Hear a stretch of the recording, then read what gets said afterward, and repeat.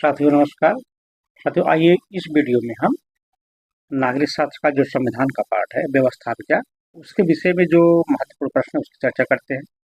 देखिए, जो पहला प्रश्न है कि किसने कहा कि व्यवस्थापिका जनता की शिकायतों की समिति का कार्य करती है। पहला ऑप्शन है बेंथम, दूसरा है जीएस मिल, तीसरा केसी हुइयर, चौथा है डायसी। इसमें जो उत्तर है वह है जेएस मिल, अर्थात जेएस मिल ने व्यवस्थापिका जनता की शिकायतों की समिति का कार्य करती है, यह कथन उसने कहा है। उसके बाद दूसरा प्रश्न है कि भारत में विधायिका निम्न में से किस देश के नमूने पर निर्मित हुई है। पहला ऑप्शन है ब्रिटेन, दूसरा है अमेरिका, तीसरा है फ्रांस और चौथा जर्मनी। तो इसमें देखिए जो उत्तर है वह है ब्रिटेन, अर्थात ब्रिटेन देश के नमूने के तहत भारत में जो विधायिका है वह निर्मित की गई है।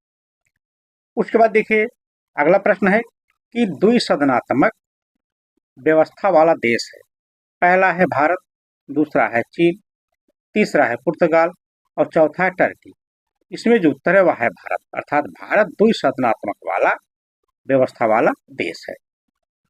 अगला प्रश्न है कि यह कथन किसका है कि द्विसदनात्मक विधायिका ऐसी संसद है जो अपने ही विरुद्ध विभाजित होती है। पहला ऑप्शन है बारकर, दूसरा है गार्नर, तीसरा गिलक्राइस्ट और चौथा है ब्राइस। तो यह कथन है ब्राइस का, अर्थात ब्राइस ने कहा कि द्विसदनात्मक विधायिका ऐसी संसद है जो अपने ही विरुद्ध विभाजित होती है। अगला प्रश्न है सामूहिक उत्तरदायित्व की विशेषता किस शासन पद्धति में पाई जाती है।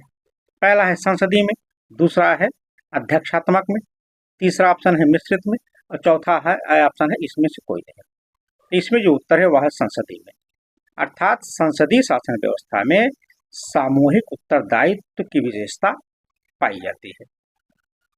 अगला प्रश्न है कि कानून का सर्वमान्य स्रोत है।